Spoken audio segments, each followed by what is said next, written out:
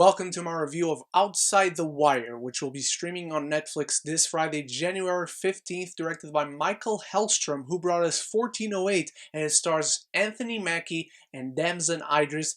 Thank you so much to Netflix for the early screener. So, my friends, let's talk about my first review of 2021. Set in the near future and after a devastating war, a drone pilot sent into a war zone finds himself paired with a top-secret android tasked with stopping a nuclear attack. And before I give you my thoughts on this review and we crack on, I want to know your thoughts. If you are excited to see this film on Friday, if you have seen it and you're a big action junkie, let me know what you think in the comments below. Start the conversation. Your thoughts are always welcome. And if you're new here, welcome to the channel. Please consider clicking that subscribe button if you haven't done so yet, because it helps me, it helps the channel, and it's free. You don't pay anything. It's a free subscription. And also I have some really cool merch designs on sale on TeePublic, Redbubble. The links for that are in the description. So let's crack on with this review. I went into this film basically blind. I didn't know who was in it. I didn't know what it was about. I didn't know who directed it. I just knew, oh, that's Anthony Mackie. I want to give this film a watch. And this is a really fun action film. It has a lot of elements that reminded me of Extraction. Not necessarily story elements or character elements, but just in the sense that it's a gritty, violent action film where the action is really fun.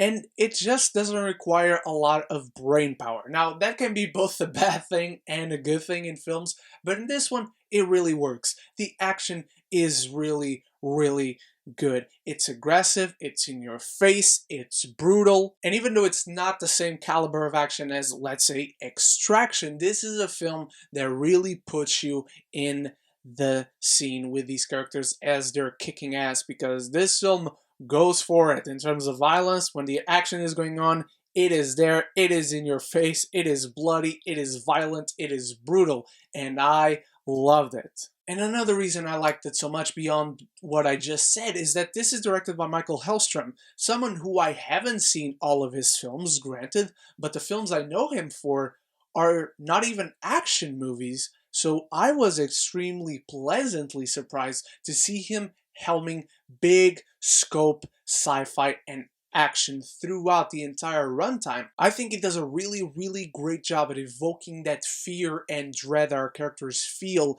in the situations that they find themselves in throughout this film. With a mostly solid screenplay behind it, it allows the director and the actors and the story to just be brought forward in the best way possible. And the performances are really great as well. Damson Idris, who I'm not familiar with, I know he's been in a few stuff, I just haven't seen the things he has been in. I thought he was really great. He is the main character and he held this very well. He could carry the film on him, and that is great to see. And Anthony Mackie, man, playing a very different role than I was expecting. This is a really great role for him. I really loved him in this. He can still be his funny self that we know him and love him to be in other films, but he's a real frightening badass in this film. He shows no mercy. There's a scene where he just slays like 16 people, up to 20 maybe,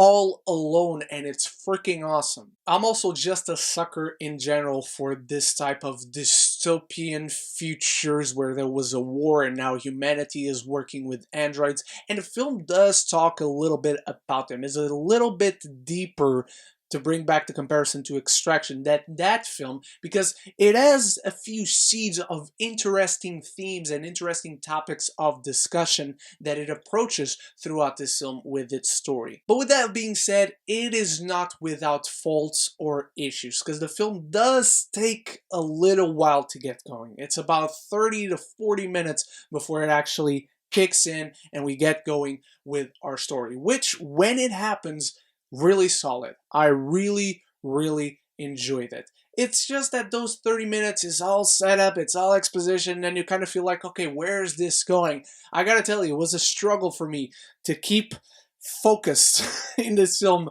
while it was just starting. And bringing us back to something I quickly mentioned previously in this video about a mostly solid screenplay, the film does have way too many subplots going on and overly complicated ones. The film just feels too busy. And when it tries to explain how everything is connected and how this person is connected to that person and the motivation and how they connect and how they come together, it just feels like too much and it feels unnecessary for this film. It should be real simple, real straight to the point, because when the story is happening, it does feel that way. And because of so many subplots not related to those themes that they wanted to talk about, they just mention it and don't fully explore it to its fullest potential. So it leaves something to be desired. And last but not least, maybe my biggest issue is that I feel like the world itself and the characters needed some more fleshing out, needed some more meat to chew. It's not like they don't have anything. The seeds are there. There is enough exploration just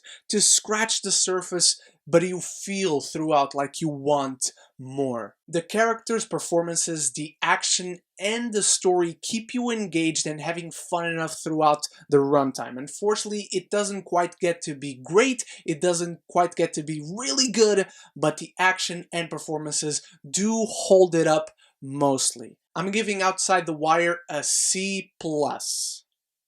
Now, what did you think of Outside the Wire? If you have seen it, if not, are you excited for it? Let me know in the comments below. And again, another friendly reminder to, if you're new here, you've seen this far, please consider clicking the subscribe button and join the beautiful geeky community we have here. Thank you so much for watching. You are the best. Stay tuned for many more reviews to come, because this week, everyone, we got WandaVision on Friday, and I cannot wait to talk to you about that weekly on this channel. So I hope to see you there and in all those videos I upload in the future. So until then, stay beautiful, stay geeky, but most importantly, above everything else, forever and always, love each other and love the movies.